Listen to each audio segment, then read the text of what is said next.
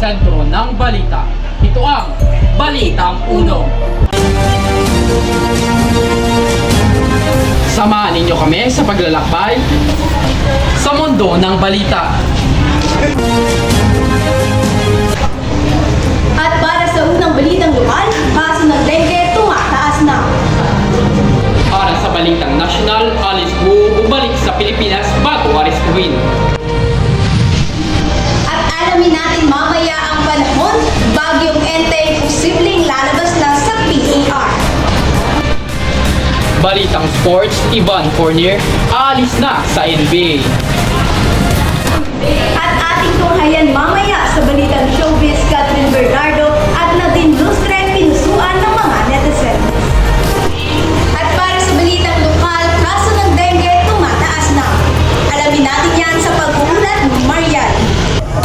Tumaas na ang kaso ng dengue sa Iloilo at 20 ang namatay ayon sa ulat ng Iloilo Provincial Health Office o IPPO. Dahil dito, bibigyan ng financial assistance ang 43 local government units sa probinsya ng Iloilo bilang tulong ng Iloilo Provincial Government sa paggawa ng mga hakbang laban sa dengue. Ang pagtaas ng kaso ng dengue sa Iloilo ay isang malaking hamon para sa mga otoridad.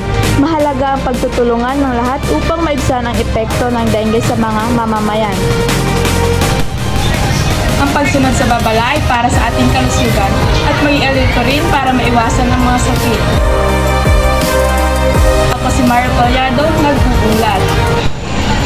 At para sa balitang sports, Ivan Fournier aalis na. Alamin natin sa pagbabalita ni Aljon de la Cruz. Totoo nga mga manonood, magre-retiro nga sa National Basketball Association si Ivan Fournier matapos ang season 12 na paglalaro. Si Fournier ay isang batikang manglalaro sa NBA at bahagi siya ng NBA Draft 2012 at pinili ng Denver Nuggets bilang first round pick. Hindi naman siya nagtaghal sa Nuggets at napunta sa Orlando Magic kung saan niya ginugol ang ilang taon.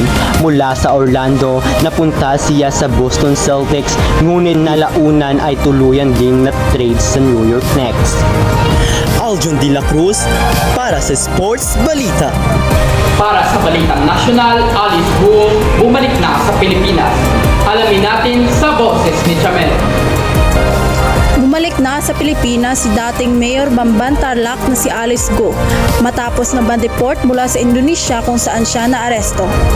Kinumpirma ni Bureau of Immigration Commissioner Norman Tansinco ang matagumpay na pagbabalik ni Guo sa Pilipinas. Ayon sa pahayag ng BI, si Guo ay dumating sa Ninoy Aquino International Airport noong Setyembre 6. Ang kanyang pagbabalik ay resulta ng mabilis na operasyon ng mga otoridad ng imigrasyon ng Pilipinas sa Jakarta sa pakipagtulungan sa kanilang mga katapat sa Indonesia. Ako si Chamar Seriaco, nagbabalita. At para sa balitang panahon, ano nga ba ang update? Arnel? Kamustahin natin ang palagay ng panahon. Posibleng lumabas na sa Philippine Area of Responsibility o PER ang bagyong Enteng. Sa kasalukuyan, huling namataan ng bagyong Enteng sa 100 kilometro kanluran hilagang kanluran ng Laog City, Ilocos Norte. Samantala, nakataas pa rin ang Tropical Cyclone Wind Signal number 2 sa western portion ng Ilocos Norte at sa northern portion ng Ilocos Sur. Mga kabalitang uno, maging handa na isahang mas lalakas pa ito at hindi rin nawawala ang posibilidad na maging severe tropical storm ang bagyo sa mga susunod na oras. Magdoble ingat at maraming salamat po. At ako si Arne Sasana at ito ang Bantay Panahon. At para sa balitang showbiz, alamin natin bakit nga ba pinusuan ng mga netizens ang mga picture ni Catherine Bernardo at Nadine Lustre. Alamin natin yan sa pahayag ni Heart.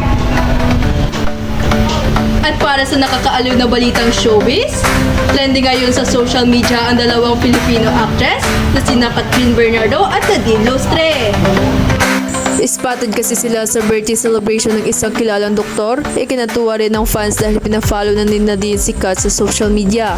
Maliban kina Kat, star-studded din sa birthday party na sina Heart Evangelista, Bia Alonzo, Sara Labhati at Joshua Garcia.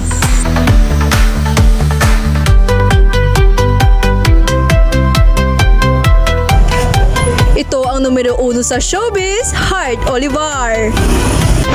Maraming salamat, Heart! Inyong nakita at napakinggan Ang balitang malakas at totoo dito sa Balitang Uno.